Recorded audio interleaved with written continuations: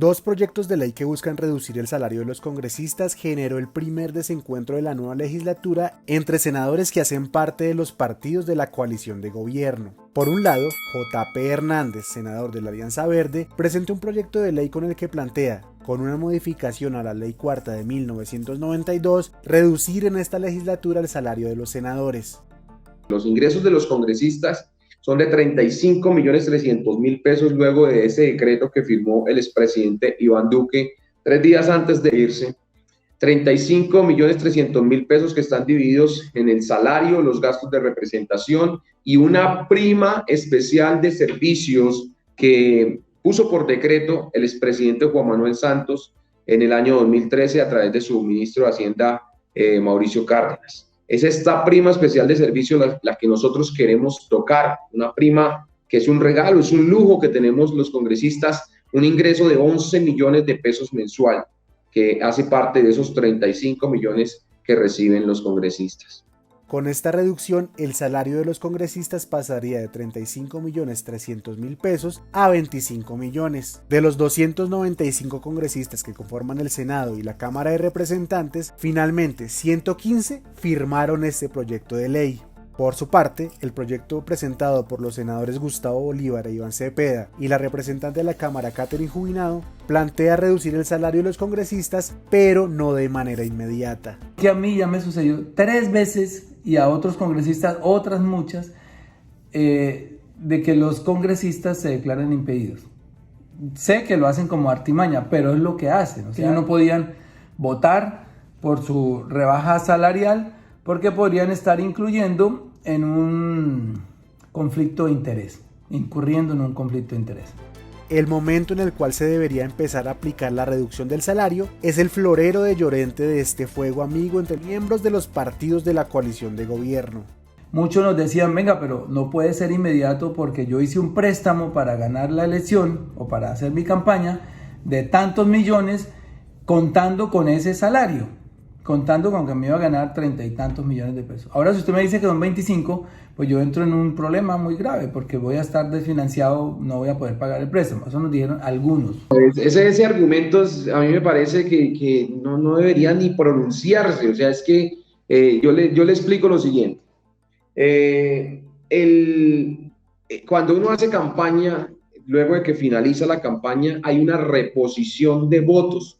Si el partido alcanza el umbral y con esa reposición de votos se le paga al congresista lo que gastó si sus votos alcanzaron el total para que le paguen todo lo que gastó. Ahora, si no alcanzaron sus votos y lo que le pagan por sus votos no alcanzó para cubrir los gastos, eso es un riesgo que corre el candidato. O sea, el candidato más o menos debe saber qué respaldo va a tener y cuánta plata va a gastar.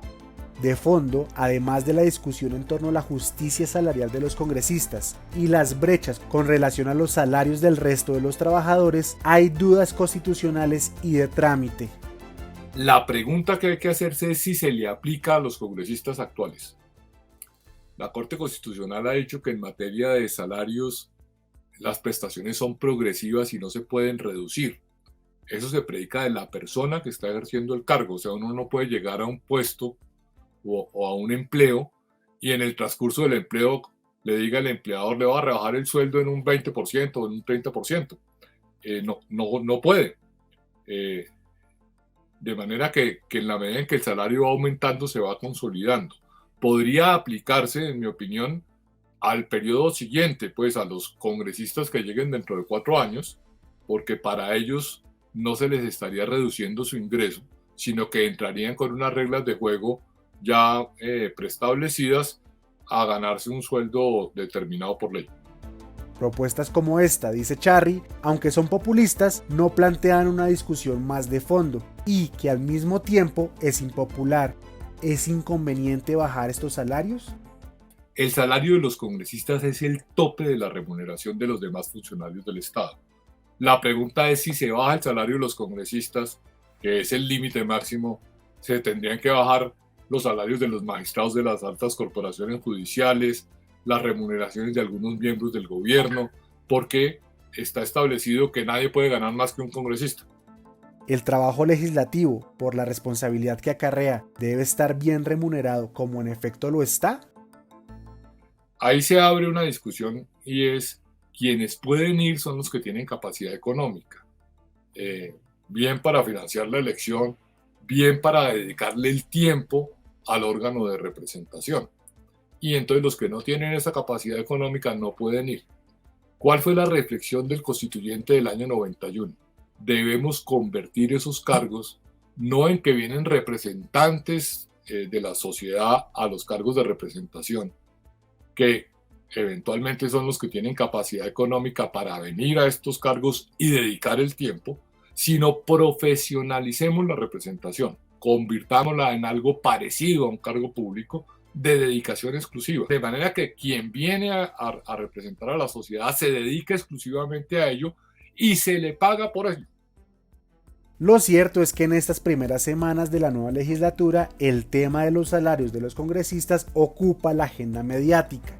Sin embargo, queda la duda si es una discusión urgente, cuando el Congreso tiene que asumir importantes discusiones como la elección del Contralor, la reforma tributaria, la agenda social del presidente Petro, entre otros temas. No es mayúsculo el ahorro para la nación en términos cuantitativos, no digamos que con esta rebaja salarial vamos a arreglar los problemas del país, no, es una bicocada con relación al presupuesto nacional, pero sí es muy simbólico de la Colombia que queremos construir, que es una Colombia más igualitaria y más justa, menos desigual.